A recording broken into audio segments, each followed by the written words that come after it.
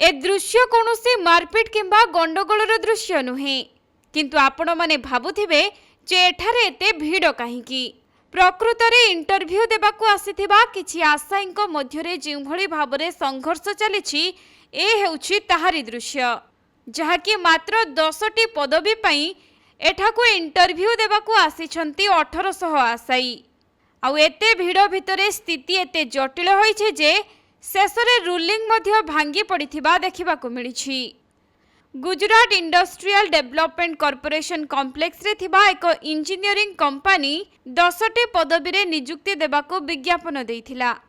आउ एथिपई सोमवार दिन अंकलेश्वर एक होटेल रे आशायींको पई साक्षात्कारर व्यवस्था करा जायथिला। हेले कंपनी जानि नथिला जे मात्र 10टी पदवी पई 1800 आशायी आसिबे एवं सेमानंकु अकल स्थिति रे पकाइबे।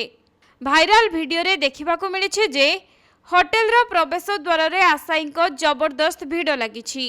भीड़ बढ़िबा जोगु प्रवेश द्वार निकट रे लागिथिबा एक लुहा रेलिंग उपरे धीरे धीरे चाप पड़िथिला। आउ चाप जोगु रेलिंग टी धीरे धीरे तळकू नईबा आरंभ करिथिला। भीड़ जोगु किछि आशायी एही नई पड़िथिबा रेलिंग उपरे मध्य चढ़ी जाइथिले, जहा फଳରେ देखु देखु रोलिंग टी आहुरी नई जिबा सह शेषरे भांगी पड़िथिला। तेबे लुहा रेलिंग टी भांगिबा समय रे 2 जण आशायी सेथिरु डेई पड़िथिले। आउ प्राय 6 जण रेलिंग सहित तळे चापी होई जाइथिले।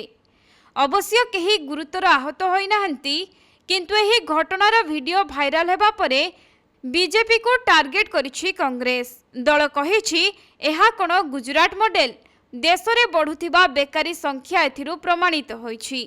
अन्य पक्षरे एही घटना पई भरूच बीजेपी सांसद उक्त कंपनी को दायी करिसेंती। एमिते खला साक्षात्कार नेबा अपेक्षा आशायी मानक योग्यता एवं अन्यान्य दिगकू नहीं सेमाने निर्दिष्ट भावे सूचना देइथिले हुएत एते भीड़ होई नथांता। तेणु भविष्यत रे जेभଳି एही घटनार पुनरावृत्ति न घटे सेथिपई पदक्षेप नियाजिबो बोली से प्रकाश करिसेंती।